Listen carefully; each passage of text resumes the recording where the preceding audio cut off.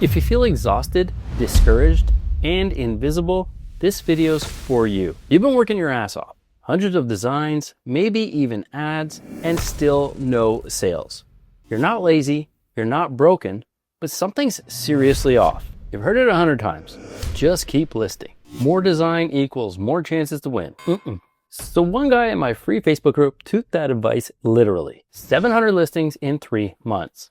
He ran ads, spent money, burnt hours, and energy. Want to guess how many sales he got? 1. And then he said something that broke my brain. Any tips apart from make better design? That is the tip. That's the whole damn game. If your designs don't connect, it doesn't matter how many you list. More is not better if it's more of what nobody wants. And I'm not saying this to shame anyone. I'm saying it because so many of you are running the same play and burning out hard, especially this time of year. So consider this video your wake-up call. Why the Etsy hustle is frying your creativity and how to slow down, realign, and finally start creating products that actually sell. The Etsy speed trap. Look, let's be clear. Getting the reps in, what so many people say, it does matter. Practicing, designing, learning your craft, that's all real. But somewhere along the way, practice turned into just list more. And that's where everything starts to break. When you're pumping out dozens of listings a day, you might be thinking you're winning, but you're skipping the single most important question. Do people even want what I'm making?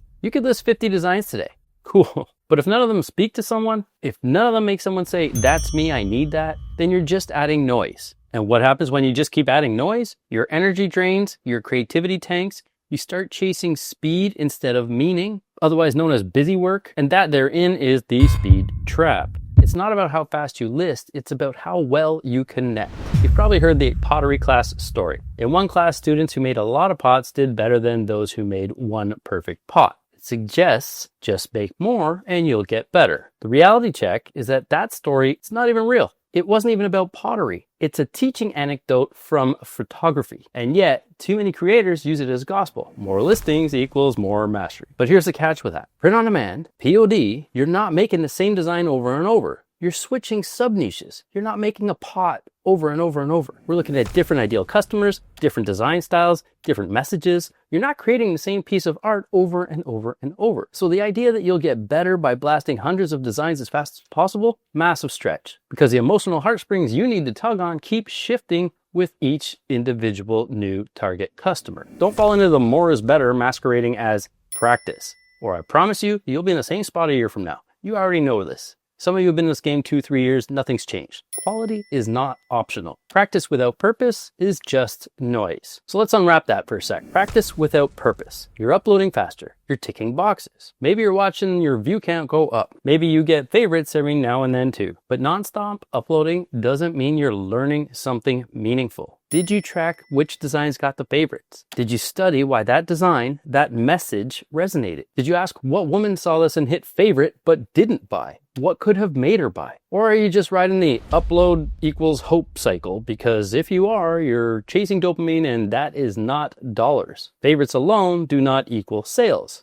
And your time is being wasted. Instead, practice with purpose. You've heard me say this before. Get intentional. Make each design better than your last on purpose. Ask questions, iterate, and then refine. This isn't about being perfect at all. It's about being thoughtful. Quality doesn't mean $1 million piece of fine art that took days or weeks to put together. And print on demand, it just means tugging on the emotional heartstrings, but with a message that makes the customer say, holy crap, that nailed it, or that's so me, or something that just made them feel seen, heard, or understood in a time where we all feel like nobody's listening or paying attention to it. Shifting the mindset. I said this to a seller in my group and it boils down everything you're doing wrong. Think about it. A person with 2,000 listings and no sales is the same as 0 listings and no sales. Except one of you is wasting your time because a YouTuber told you more is better. Let that sink in. Because here's what you should ask yourself. Who told you the number mattered? What did they gain from you believing it? Slow down, be intentional, and make things you would actually wear. Make things you would be proud to give as gifts. In a nutshell, just make better designs a priority and not an afterthought. Design burnout is real. So you started this journey hoping for freedom, right? Most of us did. At least maybe a creative outlet or more control over your life. But now, what's happening? You're opening your laptop and feeling dread. You're checking stats, you're seeing some views, maybe even a few favorites, but you're not seeing sales. And you feel the pressure. I need to upload more. I need to run ads, or I need to catch up. That pressure, it's not creativity. It's the opposite. It's manufacturing stress. The algorithm doesn't care how fast you work. It only cares how well you connect. When you're burnt out, your mind shrinks, your design shrink, and your ambition shrinks. And worse, the customers feel it. They don't know why a design feels off, but they sense something is missing. So yeah, burnout is real. And yes, it's happening to you. It's not your fault. It's the system you're playing by. Fix, slow down to sell better. So here's a fix. It's not a cheat code. It's not a magic bullet. It's not doing more and more and more. Just clarity and action. Step 1, slow down. Make fewer listings, but make each one stronger than the last. Step 2, study your engagement. Which listings got the most favorites? Which keywords are working? Look at your metrics inside of Etsy if you're running ads. Actually look at the data and ask why, not just what. Step 3, design for humans, not robots. You're creating for a woman who sees your product and says, that's me. Know her, understand her, speak her language. Step 4, one design at a time. Instead of 50 generic ones, make one that lands so hard that someone buys it immediately and can't wait to tell their friend.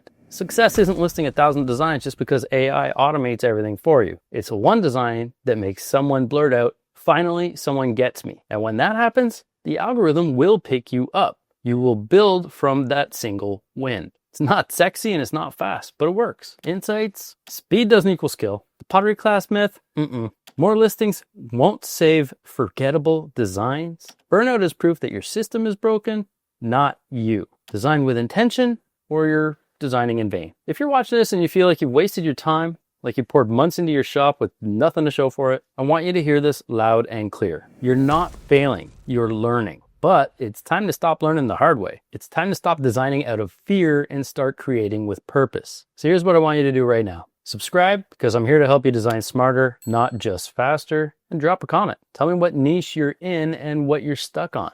I'm reading every single one of these, as I do all the time. Let's fix this together. No more burnout, no more guessing. Let's build something real. See you guys in the next one.